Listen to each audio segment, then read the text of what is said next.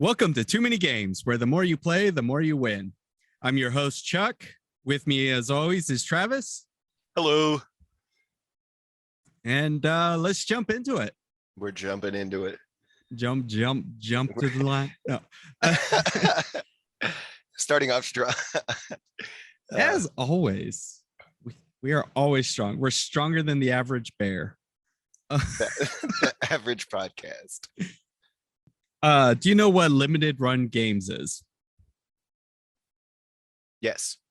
Wait, no. I'm going to go with no. Tell me. So limited run games is this kind of small scale indie site where specific games that are coming out, they tend to pick up the license to create special collector's editions. These are collector's editions that are not generally sold in stores. They're not exactly sanctioned by the company who makes the game.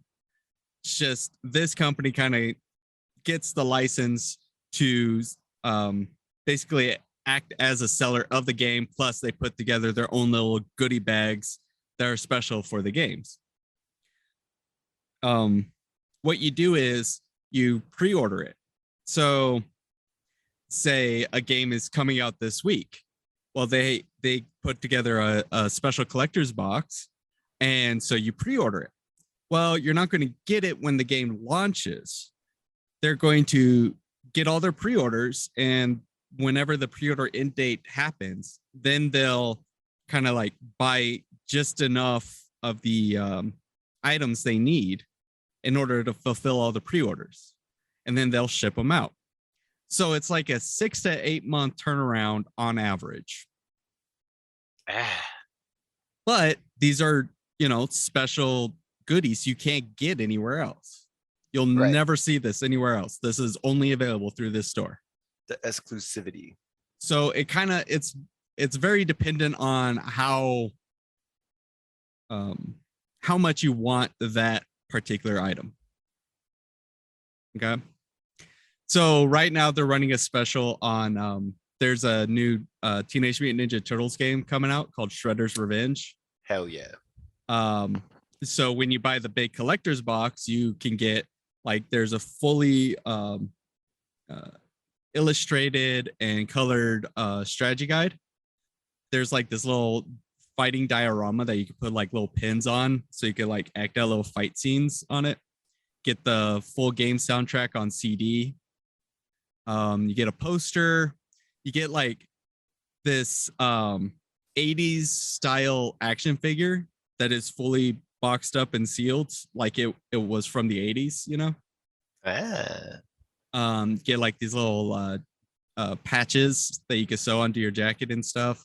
A steelbook case for the game. You get the game, but not only does the game come in its normal case, they seal it in an action figure packet, kind of like that 80s figure that you're also getting. So it's it's got this kind of cool niche to it, Well, I mean, all this stuff looks ridiculously cool. There's a lot of effort that's been put in there, even the stuff that I'm that we haven't talked about yet. And then there's this old VHS tape, and it's styled at the 80s cartoon stuff. It even has the what is it, the LRG logo or whatever. The animation company that made all those. Yeah, that's nostalgic as fuck. And it has a little mini arcade cabinet and a free personal pan pizza voucher from Pizza Hut. Now, I don't know if that's a still valid thing or if it's just kind of a nostalgia thing. Either way, but it's a lot of really neat things. Now, if you're a big fan of Ninja Turtles, this would definitely I kind of want this. But after the experience I'm about to talk about, I don't want it. Mind you, these collector's editions, to get all these goodies is $200. Or shit, you could spend the $60 and get just it'd be just the game and the steelbook case or something, Oh yeah, I'm seeing it now. The 64. Yeah. So my what I think is funny though is there is a $700 version but what it is all three console versions of Shredder's Revenge. So you would get the Switch version, you get the PS4 version, you get the Xbox One version, all three versions for $700. And it's like, why? I mean, if I wanted that, I could just, I could buy the Xbox version and the PS4 and the Switch. But why do I need all three? It's not like they have three different versions, or they don't have three different things within them. It's just well, and what the fuck? consoles. They're all selling for like $200 each. Yeah. So three of them, and then all those bundles have all that stuff in there, right? Like the VHS, yeah. So, and by the way, the $700 version already sold out. Oh yeah.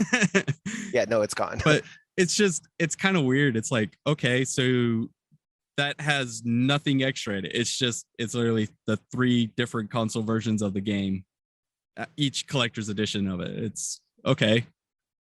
Yeah, that doesn't make any sense. So that's that. Now, there's also apparently the Bill and Ted games from the original Nintendo. They're being re-released on like the PS5 and the Switch. So Limited Run Games has kind of like this small collector's edition for it, in which you get the soundtrack with the Wild Stallions kind of record case. You get like an old style original Nintendo game sleeve, like the little black thing that you stick it in, and like a VHS style game box, similar to the Ninja Turtles VHS style box thing. And then like that's what you get for the $60 version. And then they did have the $200 version, which also gives you a skateboard with Bill and Ted on it. The deck, yeah. Yeah. So, I mean, that's cool and all, but that Nintendo game was shitty. Oh yeah. Why do I want to spend $200 to get a collector's edition of a shitty game? I love Bill and Ted. I love the movies and the actors and all of that shit. I'm not gonna buy this fucking shitty ass re-release of a shitty ass game ever. Hey, I'm right there with you. I think I think if you're a big Bill and Ted fan, yeah, that's awesome. Like buy it just for the deck alone, put it on your wall or whatever. Like that's a cool collector's edition thing for a couple $100. Well, it looks like for 75, you could just buy the skateboard. Right. So if you don't even need to buy the game. Be like, I just want the skateboard. Fuck that game. Yeah, $75. It's good for a piece of art. A little something you can throw on the wall. I really want to get that turtle one though, man. That's really there's a lot of shit in there. That's really cool. So now my story. Well, about a little over a year ago, it was February 2021. I saw that they had a Scott Pilgrim version. I remember. Like there was the Scott Pilgrim versus the world versus the game kind of re-release. And so the first thing I came across was an ad for Limited Run Games, and they had this big Scott Pilgrim collector's edition box. Came with the game. It was all in a box that was staged like a musician's case. Has like the Sex Bomb logo on it. When you open the case, it has like the little 8-bit figures, and they like stand up like a pop-up book, and it plays a bit of the music that you find in the game. It comes with like a little Genesis style game case. Comes with a bunch of stickers, comes with the soundtrack, both on CD and on cassette tape. Like, when was the last time you bought a cassette tape? Yeah, shit. So it comes with the game or the music from the game on a cassette tape. It's just, okay. I mean, that's a cool detail. Comes with kind of a behind the scenes book which I've read through. It's pretty awesome. Comes with a game map, trading cards based on the Evil X's. Comes with monogram drumsticks and guitar picks. Damn. But, it's pretty good stuff for $200. So last February, I dumped the money for it. I was like, this is awesome. I love Scott Pilgrim. I love the game. I'm all for this. I dumped money. I dumped it for day one shipping, all of that, Well, through the year, mind you, the game itself came out like near the end of February, like March, early March. So the game was already been out. I'm waiting for this collector's edition. They're just kind of like, oh, don't worry, it's still coming. Due to supply issues, things are kind of running low. It's like, okay, whatever. The year goes on, still not getting any updates. I've basically completely forgotten about it. I don't blame you. And then about August, I quit my job. I moved up to Wisconsin in December. Still no word from these guys. Then this year, this February 2022, I get an email.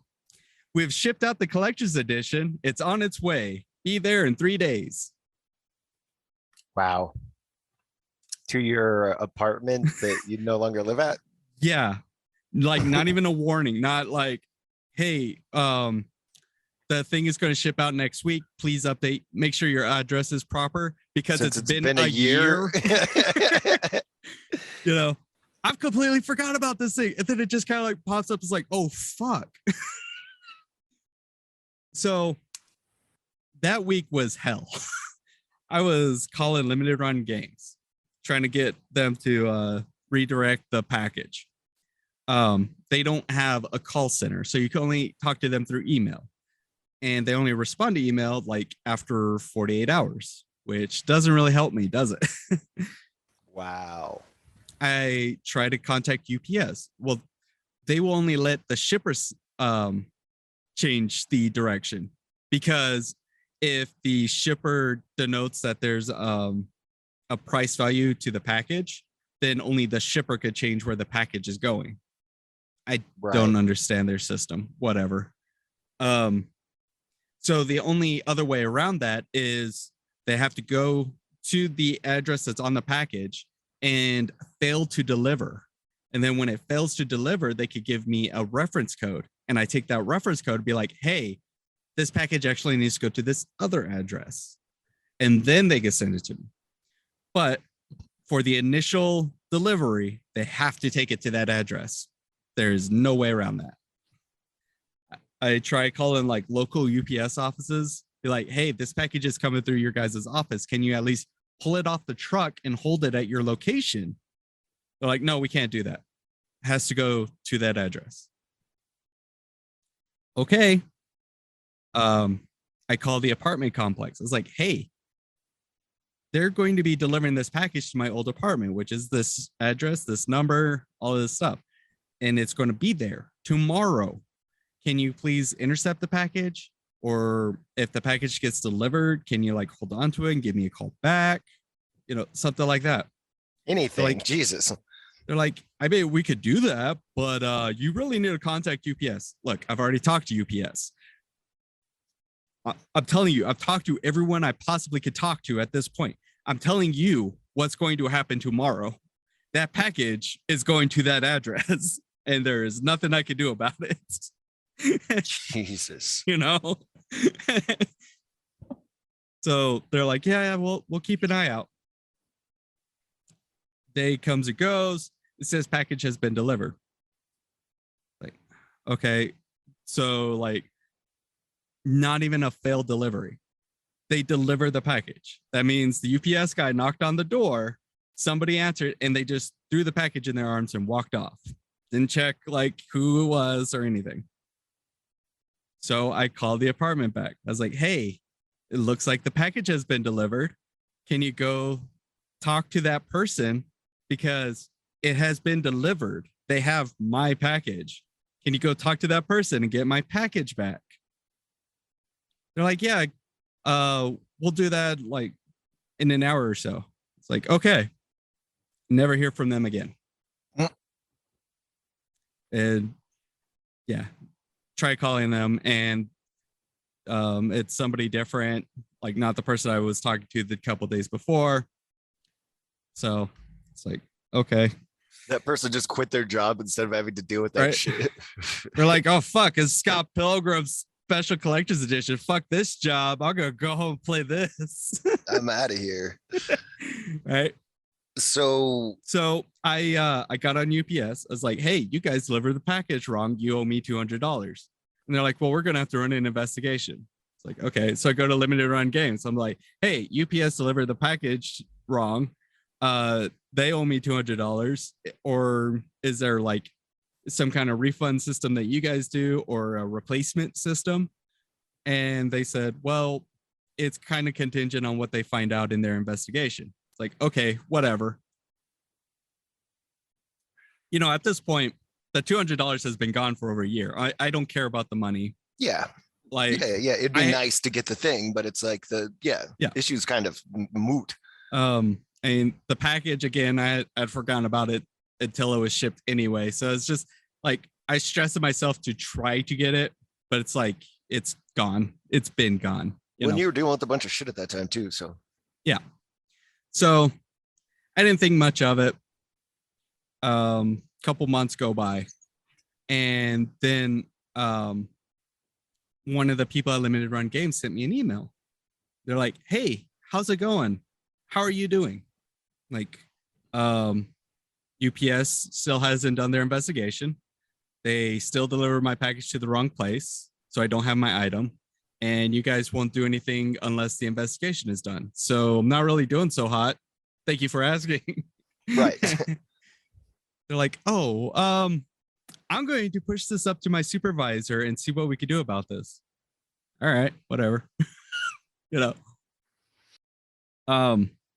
So this last month I went down to New Mexico because my mom moved to Las Cruces, and so I helped her unpack and stuff. The last day we were there, I got an email from that supervisor. They're like, hey, we've decided to go ahead and send you a replacement.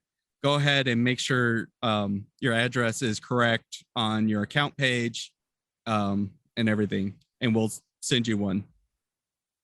Oh, okay. That's cool. Yeah. What the fuck? I made sure the address is the Wisconsin address and everything. I even sent it to them an email. Hey, this is my address just in case something doesn't update properly. It's like, all right, you're going to be on the next replacement shipment. Okay. And then I don't hear from them for weeks. It was about 2 weeks. So I sent them an email. I was like, hey, when's that fulfillment order? Like, is it going to be soon? Is it going to be a year? Like, right, based on previous experience. I mean, if it's going to be a year, you could just send me the money back. Like, I don't really want to wait that long. They're like, oh, don't worry, you're on the next fulfillment order. That doesn't help me. What the fuck does that mean? 2 days later, I get an email. Hey, it's been shipped out. It'll be there tomorrow. You guys really, really need to learn how to like send out a warning email. Just or like be consistent. Jesus Christ. Like from 2 days to a year, anywhere in between there. Like if it takes almost a year, like they say 6 to 8 months on average, it took a year because of supply issues. So, but still, even at 6 to 8 months, if it takes that long to put these collector's editions together and send them out, you have to put up a warning email, a heads up email. Hey, that package you spent a shit ton of money on, we're going to throw it on a truck next week. Make sure everything matches up properly. Right. So I got it in the mail. All the shit is like really, really top quality, like fucking amazing. I wouldn't mind ordering from them again. like I said, as eyeballing the Ninja Turtles one, but it's also like, how much stress did I just go through? No, we're not doing this. Yeah, I don't blame you. I would never fucking. It's like they put out a top quality content, but their shipping section sucks ass. Anyway, that's my anecdote. That was a hell of a story, man. It's a wild ride. I don't like it. It makes me not want to fucking deal with those people. A year? Jesus Christ, man. It made me sad. I made myself sad.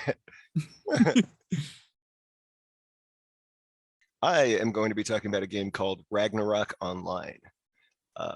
Apparently, it was alternatively subtitled "The Final Destiny of the Gods," but it's a MMO that is based off of like Norse mythology. Like a bunch of the characters all have names revolving around it. A bunch of the enemies. So it's your classic MMO. You pick a character. It doesn't work in the same way that a lot of other MMOs work. In fact, it would be more classified as like a job role-playing game, like Final Fantasy Tactics, or one of those games where you scale your character up as you go. Like you start off as a novice, and then from there you branch into like a specialty, like a fighter or a rogue or a mage or a cleric or whatever. Well, it's the same way in Ragnarok, but as far as development goes of your character, because this game originally, I think it debuted in like 2002, so it's been around for a while, and it was constantly, I'm gonna say constantly, because it's not like there were big breaks in between the periods of time when they were updating it, but they would update this game and release more classes for the same classes. So it'd be like expansion content, but if you had like a rogue that turned into an assassin, now they've released Assassin Cross, and then that's the next level up to it.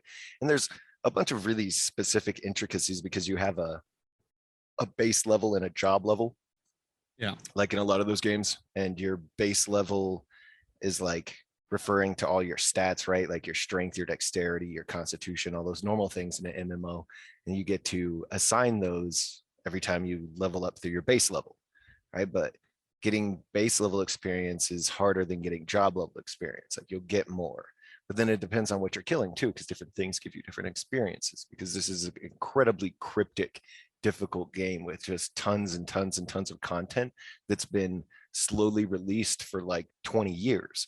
So there's some areas that are just completely pointless and no one goes to, just because they've released other content that either makes that area insignificant or just bypasses it entirely. Like there's no reason to level up there whenever there's easier things to kill somewhere else that gives you better experience. Except every single thing in the game has a very small, like a 0.01 or 0.02 chance to drop a card. And every single card does something differently. Now, the rarest of monsters, like boss monsters and super rare spawns and stuff, also have a chance to drop cards. Those cards being like the most ridiculously expensive thing. Whereas like whenever I stopped playing, I was like max level and trading some gear. Even I didn't have great gear at the time, but I was like working on it, right? It's like some of the filler pieces or some of the like not very important pieces were millions and millions of the in-game currency called Zenny. And some of these cars would be sold for like 500 million or 700 million. They were just so impossibly rare and so impossibly good that they were almost impossible to sell just because no one could afford to buy them if they did drop. This reminds me of a friend who was always playing RuneScape, and he was playing it since it like launched. It's gone through a couple iterations and shit. So he's got like this OG gear that you cannot get anymore because of is stupid shit. Like you had to get everything to like level 99 for this stupid cape or whatever. I don't know. I don't really care for RuneScape. Yeah, I never really got big into it. I was in World of Warcraft at the time, and RuneScape was like a huge downgrade from that. And it's like, nah, ain't doing that. Uh, so, but there was a day I remember him telling me about specifically that he went back to RuneScape. He reacquired his account, and he still had all this old gear that you can't get. So he goes to the auction house to sell it, and he's just like being like, "Oh yeah, I can sell this piece of gear for 11 billion gold coins, and I can sell this piece of gear for like 20 billion coins." It's like you say that like it's just this casual number, like it's just $20. That's what starts to happen there whenever you're dealing with like big sums, like huge sums of monies in these games, where it's not a big deal to throw that money down. Like people who like twink characters, and like EverQuest, right? That was another really big one. And I know that I've already talked about it, and I'm gonna get back to RO, I promise. But that game in particular also had like super rare loot that would only really drop in like a group, and then you'd have to win the roll, and then you'd have this really super expensive piece of gear. Then once you sell this or trade it, or a lot of people, would do like partial platinum and an item. Well, once you have this huge amount of money, some of these people don't need gear, and they just won the role because they were doing something or helping someone, or they got lucky or whatever. And so now they have this huge amount of money to put back into another character like a twink. And now you've got a whole entire different like perspective or leveling experience, just because this person's put in like 40 million platinum, whereas it takes a lot to get like 1,000 platinum. Yeah. So the card thing, right? Almost every creature, whatever, can drop a card. You can slot these cards into different gear. Some of them say like if it's slotted into a helmet, it does this, a weapon, it does this, armor, it does this. Ragnarok Online is a game that like you do need a lot of gear for to like run particular builds, because there's so many different combinations of classes, there's also so many combinations of builds, and there'll be a skill that really defines a class, or like 2 or 3 skills that define a class, but you have to use your job points to level up the other things that supplement the one skill, right? So you only get to pick like if you're it's like, let's say you're like a guillotine cross, right? You're like the highest level of rogue assassin thing, and you have multiple choices for what you want your like damage ability to be. You want to do like significant but not the best damage, but do AoE damage like grind stuff, or do you want to have like incredible single target damage, or etc. I played there's a couple of the classes that didn't get as much love as the other ones. So there's like a ninja class that you just turn into a ninja and you're either a male ninja or a female ninja, and the progression doesn't go any higher than that. So they're not like rebirth classes, reborn classes. So they're not they don't have some of the same gear accessible to them as other classes, and that's one of the big like major gaps that makes them not super strong. But they can be geared in a way that you can do like physical damage, magical damage, AoE, magical damage. You can build them kind of tanky and fight stuff one-on-one. They're very, very variable, right? They have a lot of different options, and that's what made them really fun for me. But that's how you define a lot of these classes, by saying like, oh, I'm a throwing star ninja build, or I'm a dragon energy ninja build, because you have all these different choices for it. And that alone makes the character like building part of it really fun for me, because even though I like played an assassin cross or a guillotine cross or an assassin, whatever, I also had a lot of different alts. In fact, because the last time I played, I was playing on a private server, and you could just make accounts for free. And you could make accounts for free, and it was like common practice to do this. Not that I was like trying to be cheesy or anything. People multi-box characters, right? So you'll have like your healer that just goes and sits in a level. And as far as like how buffs work, only a couple classes can buff, and it's almost all of the cleric class. And the buffs are super significant, really powerful, and last a really long time. You just dump all the points in the cleric class, get it leveled up, of course, dump as many points as you can into all these buff things, sit it on a second account wherever you're going to be farming. And then anytime, whenever you need like a big top off heal or your buffs are falling off or whatever, you can just run by your buffer. It makes farming shit a lot easier for sure. The content in the game is so ridiculous and there's so much of it. There's so many things to do. And there's so many like potential ways to spend your time. You could spend all your time just farming currency, just farming Zenny, right? And you wouldn't even have to be a super high level to do it to get to a point where you could be making enough money per hour that you could just buy the stuff you wanted from people who got lucky or people that farmed it or people who just play the market and sell stuff for cheap. But me personally, I played the game and came back to play the game because I originally played it as a kid in high school with a couple other friends.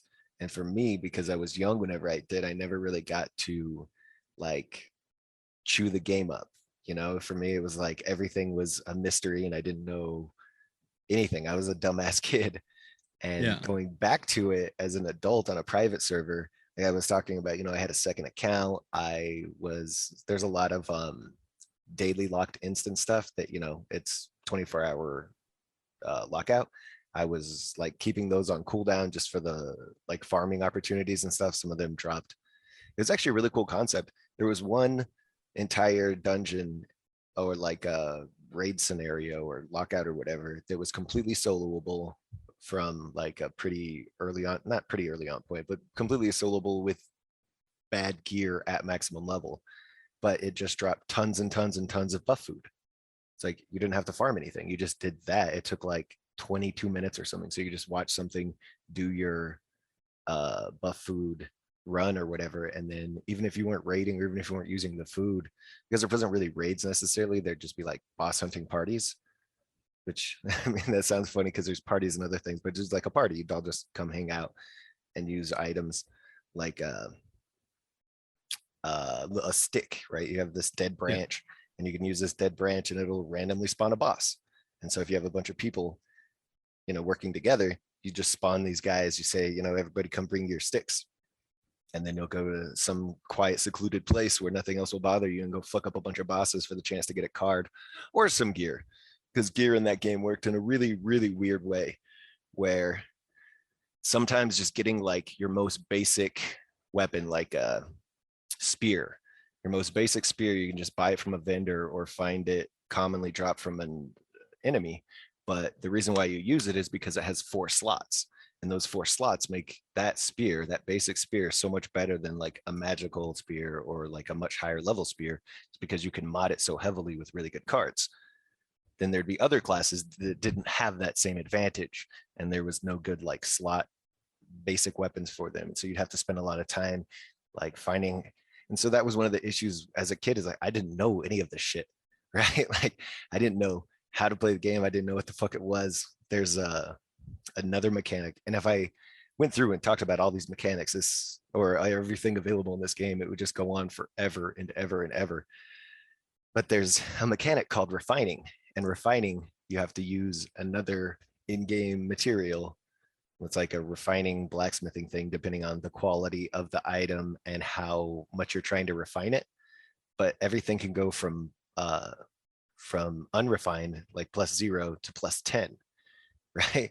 Well, once you get past +3, you have a chance to break the item, to destroy it for good, right? It's gone after +3. Now you can use different items to supplement that, or you can use like higher level materials to make it a better percentage chance. And some things, like they later released an item called the Blacksmith's Blessing, and that let you guaranteed level up to I think like +7 without a chance of it breaking, but then like nothing past level 7, anything past level 7, a complete chance to break, to lose the item forever. And so to find items, like you'd find super rare items that people are selling that are like +10, and to think that not only did they get the item to drop, but then they got it from +3, which they're, you know, no chance to break. Almost everything that's good should be at least +3, but then to +10, that like the difference between a super good bow that would be, you know, worth like 50 million at +9 is now worth like 500 million because it's +10, because the chance to get from 9 to 10 is so ridiculous. Damn, I hated that part of that game so much. And I completely forgot about that refining bullshit whenever I went back to play as an adult. And you get a very specific mask whenever you level up to the last iteration of the assassin cross, the guillotine assassin thing. And I didn't know this. It's super specific. It's a like a face headgear thing, right? And so there's not a lot of good things that fit into that slot. And so assassin crosses, or that guillotine cross, well, I keep saying the wrong one because I can't remember, but they're really lucky in the sense that they have one built into their class.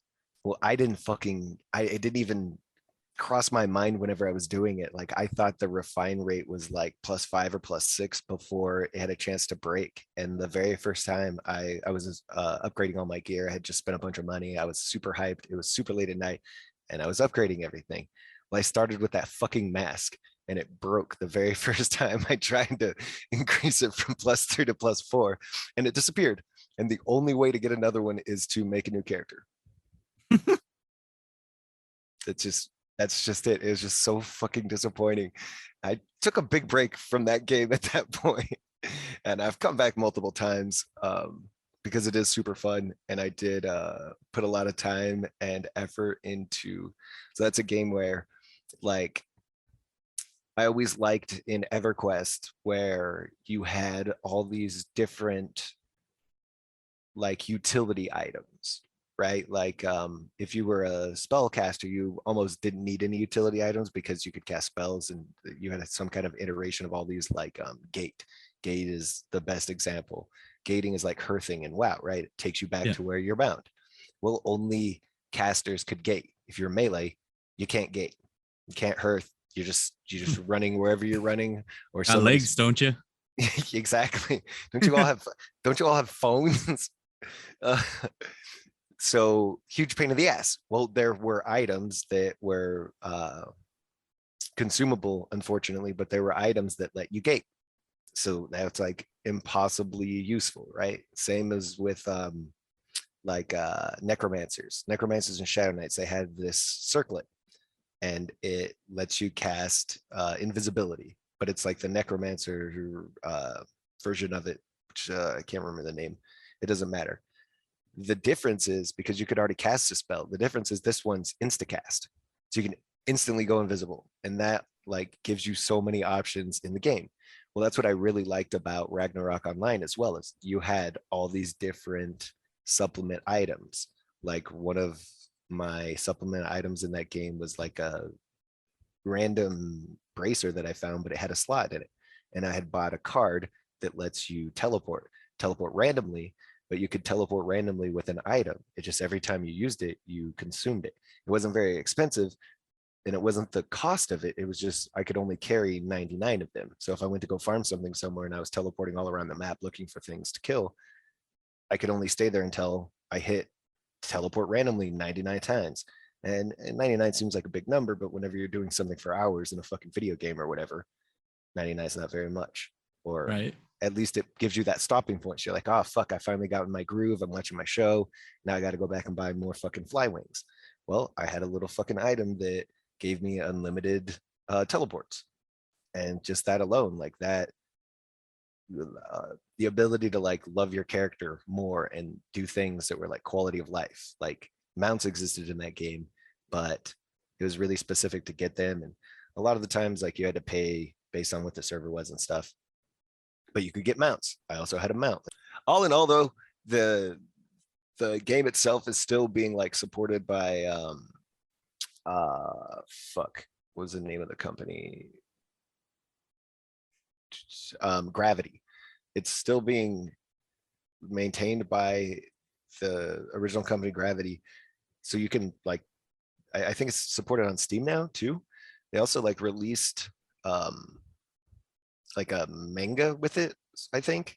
I don't know. So there's the game's been around for a really long time. There's a lot of content to it, and then there's also free to play servers and tons of people. Like this is going to be one of the friendliest, most noob friendly games as far as the community goes. Like very unfriendly as far as like you actually playing, although the main appeal are private servers. And if you really like find a good high populated private server, a lot of them have like starter packages to kind of help you out through some of the bullshit or give your character a little head start, because the other people you're going to be playing with have been playing for the actual like decades. But You ever notice how the community is as toxic as how the game is popular? right, You the think more of like yeah, like League of Legends and Overwatch and shit. It's like if they're super popular, Rocket it's League. fucking toxic as all hell, you know. Fucking Final Fantasy Online, that shit was chill as fuck until all the streamers started bailing on World of Warcraft and going to Final Fantasy. Then all of a sudden it got popular.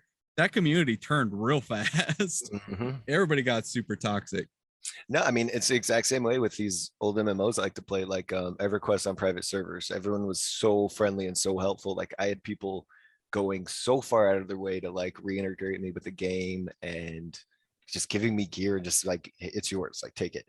Yeah. Same with hasn't actually been the same with Ragnarok, because I actually like prefer to play this game by myself, and that's kind of the appeal to me, is I just do it on my own time and kind of like go But it's hunting an for. MMO. Well, it is an MMO. I have played with people just like depending on the situation, right? And I used to. I play my own with people around me and sometimes helping. I play by myself with no help whatsoever, except when the people help me. No, I originally started playing on this private server years and years ago because some of my old friends that used to play Ragnarok were playing on that server. And then I had other friends that I'd met like later in life that were into RO. And it just kind of made sense. It was like, hey, come play on this server. Everybody come play on this server. And for a while, it was really fun because there was like 5 people that I knew playing this game that I really like enjoyed playing. And so there was mutual motivation. It's like I wanted to succeed in the game because then I could help my friends, and also because I enjoyed playing the game. And then, one by one, everyone just stopped logging on or started playing something else. And I realized I was just playing this game by myself, which made me kind of stop playing it.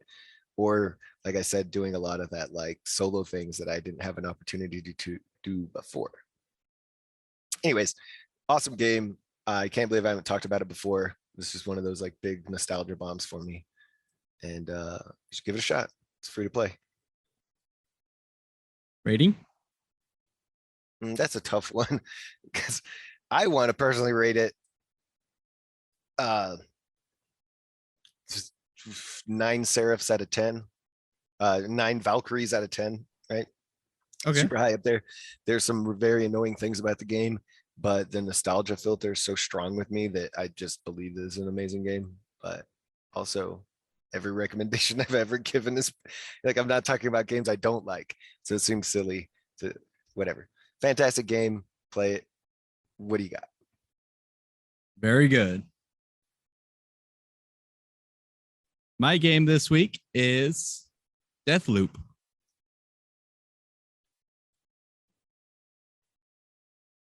And good night. 9 out of 10. That was a great review. Yeah.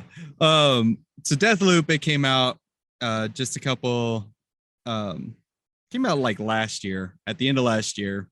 It's from Arcane Studios. They did the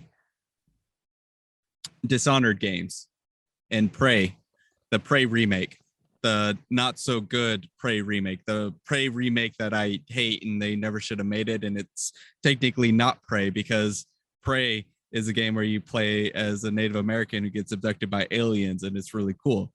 The remake is dumb and I hate it. This is not about Prey. This is about Deathloop. But I just wanted to say, fuck that Prey remake. Anyway, Prey was dope as fuck. I remember. It was dumb. It had abduction. A dumb twist. No. The original. Oh yeah, the original was awesome. So in Deathloop, you play as Colt, who's an assassin who's stuck in a time loop on this island. There's 8 targets. They're called visionaries, and so you basically live out a day on this island, and every day at midnight it resets. So anybody who dies, anybody who gets killed, anything you do, it all resets at midnight, you know? So you wake up on the beach and you have complete amnesia. You have a couple of things going on, like you'll see graffiti that only you can see, like nobody else can see it. It'll like come up on the screen. And it's like, it's kind of trippy stuff, like, oh, you know, the person around the corner is watching you kind of shit. So it early on, it takes this kind of psychological take for the game, where you're trying to piece together this mystery, piece together your memories. You even like, to you as a player, like this looping stuff just started, but you'll even come across like loops of yourself where you've looped like millions of times and you've lost your mind. So you're just this crazy guy with paint all over his face. Pretty fucking awesome. Now that sounds cool as hell. Your main goal is to kill all of the visionaries, who are they're the 8 leaders of the island. You kill all of them within one day, you break the loop. So everyone will stop looping, all deaths would be final, kind of thing. So then you have this other assassin whose name is Juliana, and she's trying to keep you from breaking the loop. So everywhere you go, she'll pop in. She has the same powers as you, and it becomes this kind of like cat and mouse game with her, where you have to like find her before she finds you. And then after killing her, you then have to go on to attack the visionary. They use that for kind of the multiplayer function, where the normal game is the person playing as Colt and running through to kill the visionaries. And then when you sign up for multiplayer, you play as Juliana, and you're basically loading into this other person's game and you're hunting them down. Right. I remember seeing part of that mechanic where, yeah, you go into other people's games as the assassin finder. I was always really curious, how much did that impact your gameplay, having other people come in? It's very dependent, because they'll invade right at the start of whenever you load up a map. So if they want to go after you immediately, then it impacts you immediately. But they could also just like wait until, you know, you've killed the visionary and stuff, and they kind of like kill you when you least expect it, or you're trying to like just finish out the level. They could also they could use their abilities to basically trigger the visionary to react differently. So normally when you load up, visionaries have specific timing and stuff. Like they have different paths, they go specific rooms and shit. That's how you kind of like plan out your run. But if a person's playing as Juliana, they could like totally fuck up that pathing and put the entire compound on alert before you even start your map. So it'll always be you versus Juliana and the visionary and all of the like nameless guards and army guys. So if you get into the middle of a huge firefight, you can get fucked really fast. So most of the early game is about learning how the loop mechanics work, learning certain pathways. And as the story kind of unfolds while you're doing all this, and Colt is getting tired of constantly looping back and forth kind of shit, you find out that you have to kill this specific scientist. It like gives you this mission. It's like, go kill this scientist. It's like, okay. So you go, and this scientist has been using the loop technology to basically clone herself. So there's like 8 different clones. So you have to kill all 8 of them to basically kill the scientist. When you kill all 8, you can mess with the experiment she's been messing with, and that infuses you with the power in order to basically keep skills while you're looping. Like these little temporal anomalies. And once you get this thing infused into yourself, like at the end of your loop or whenever you die, you could spend specific currency in order to say keep your gun for the next loop. So instead of like starting with just a starter pistol, now you can start with the shotgun. You can start with the epic sniper rifle.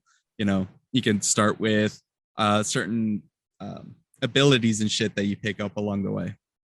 Right.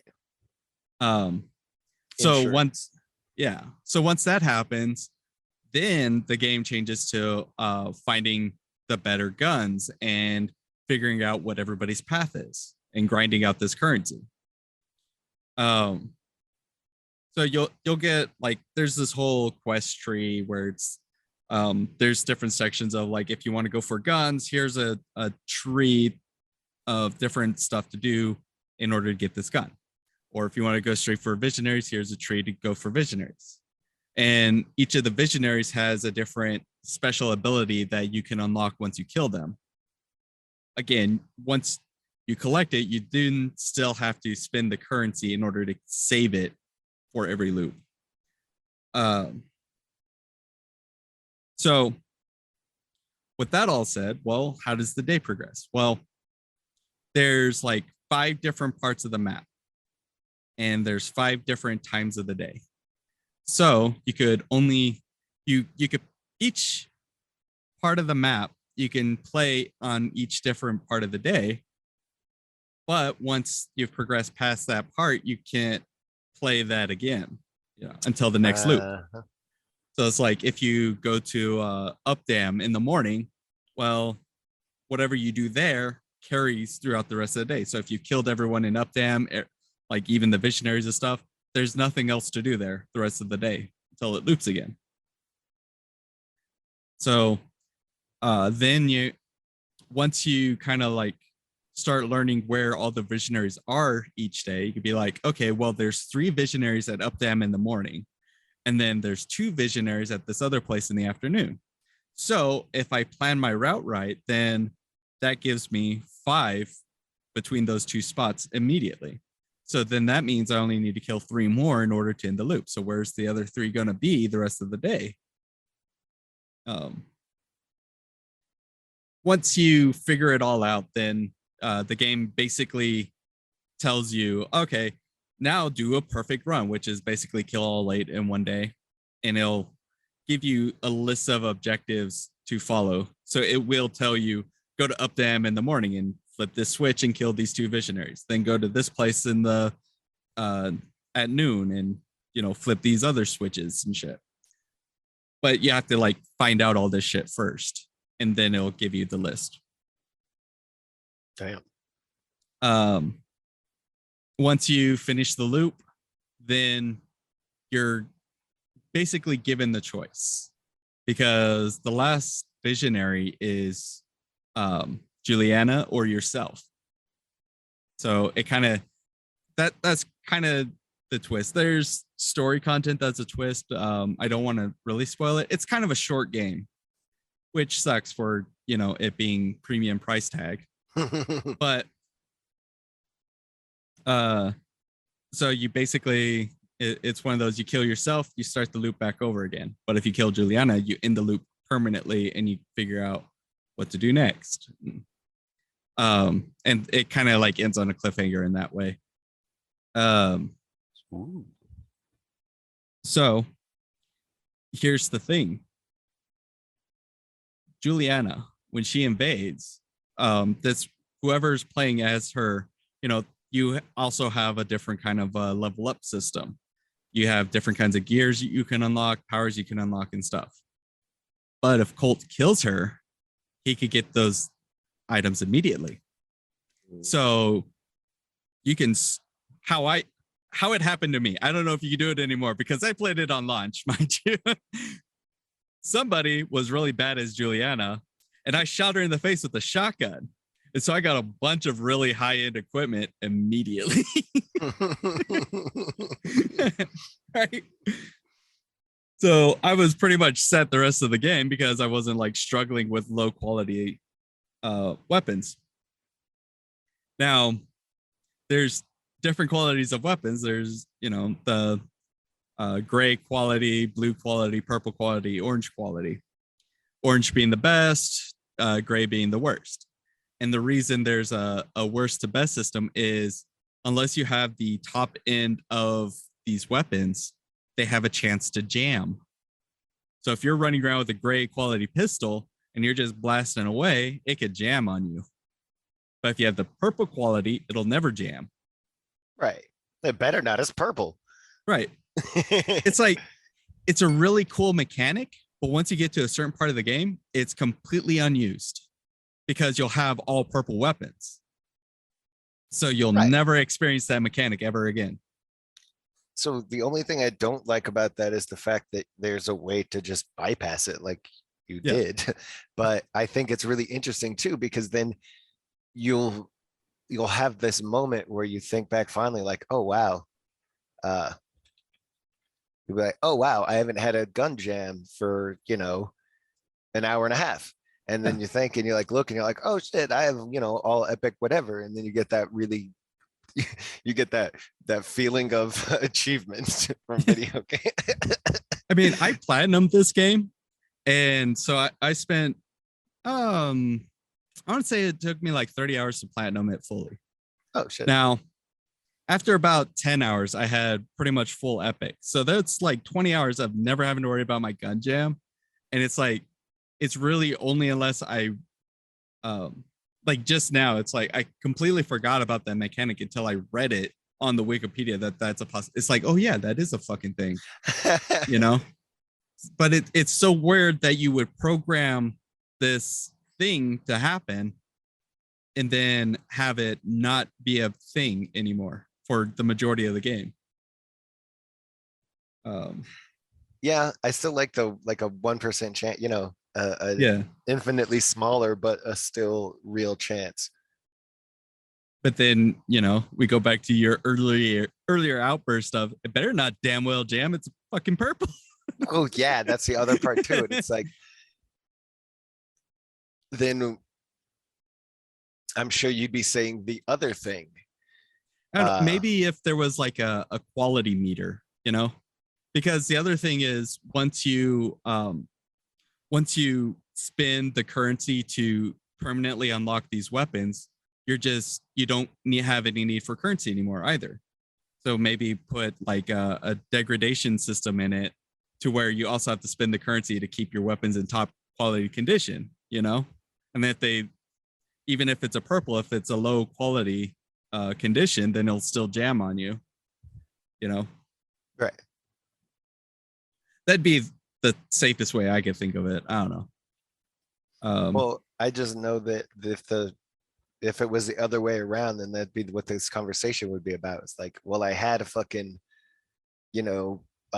epic weapon, and I spent all this time. I got the purple weapon, and it still jammed on me. It's a stupid game. Yeah, you can't please me because fuck it.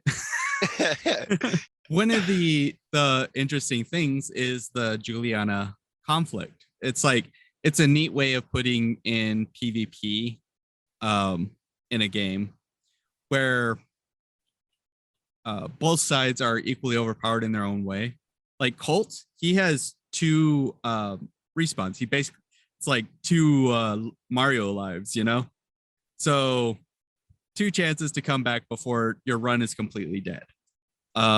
You get to plan out certain equipment to take with you, shit like that. Whereas Juliana, she just gets to kind of like load in with this like max level gear, and she spawns in the middle of the map, literally seconds after Colt opens the door to start the map, and she just has to find him. And there's multiple ways to go about the level, and depends on what time the level is and stuff.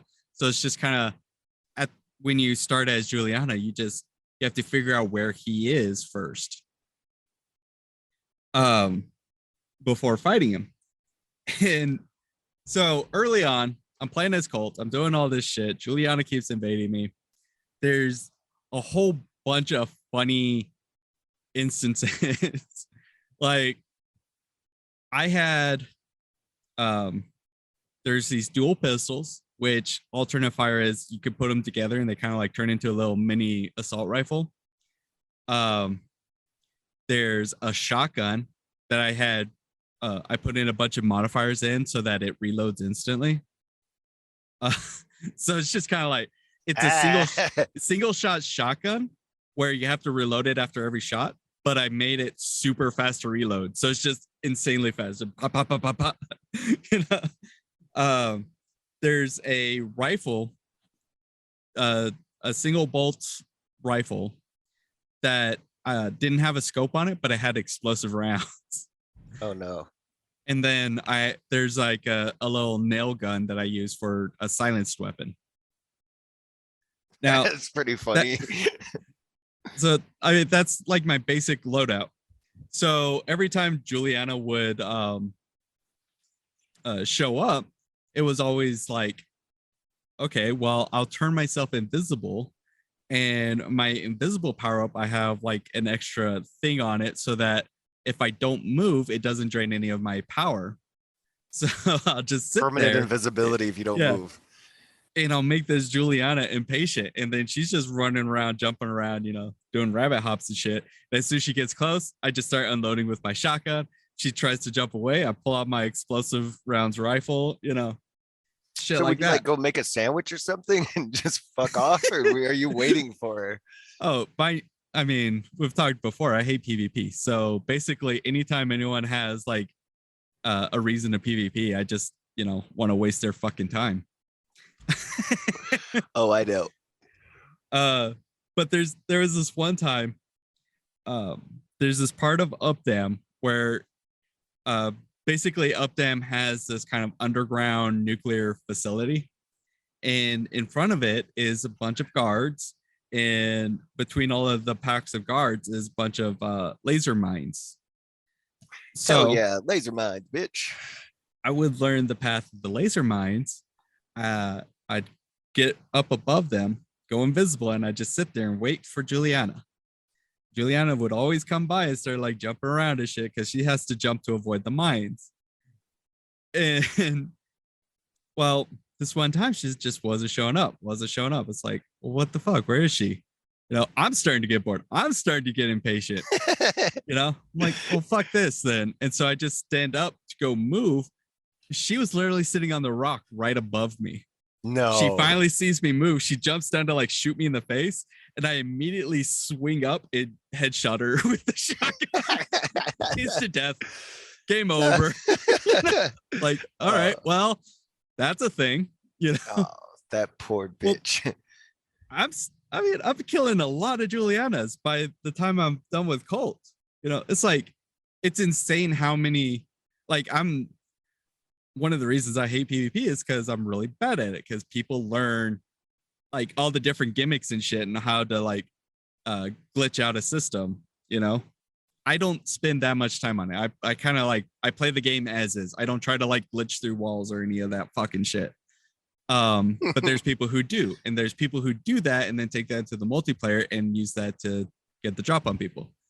Now it wasn't like I wasn't having a 100% win rate. There was always that someone better, but for me, who kind of hates PvP, I was actually, you know, I was doing better than average, and so I was kind of like, aggressor.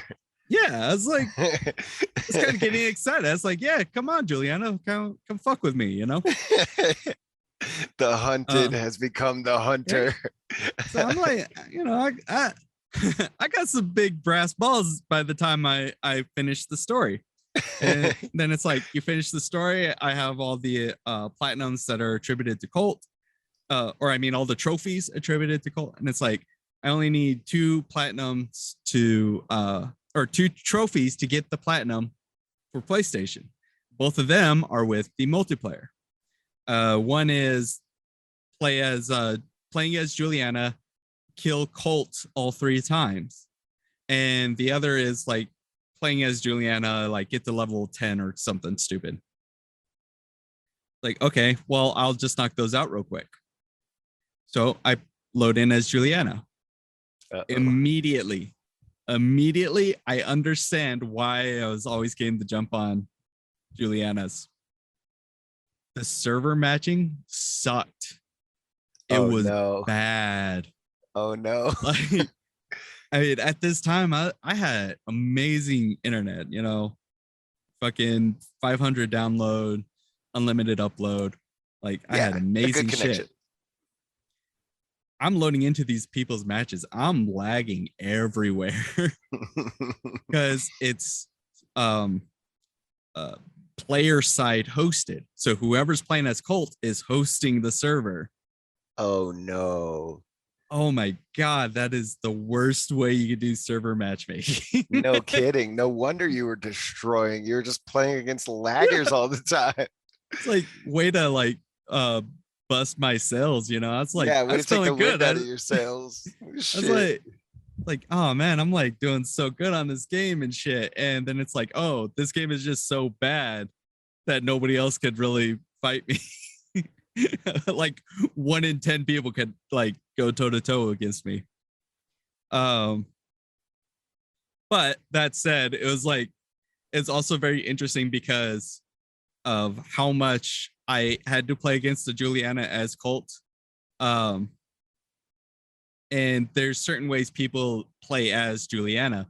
And so it's like, okay, so I know how to move against them and shit. Well, then when I'm Juliana, I'm trying to like copy what I remember seeing people doing. And I'm going like the first person I matched up against, either he was like super new or he never like played against a person, Juliana or something, but he was dumb. Like, he was kind of running up. He ran past a car and I just kind of jumped down right on top of him and shot him with a shotgun.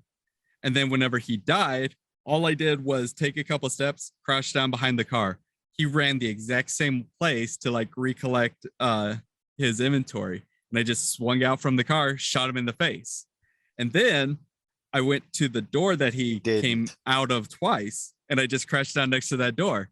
He went the same fucking way, but this time he was trying to like peek around the car as if I was still sitting behind the car.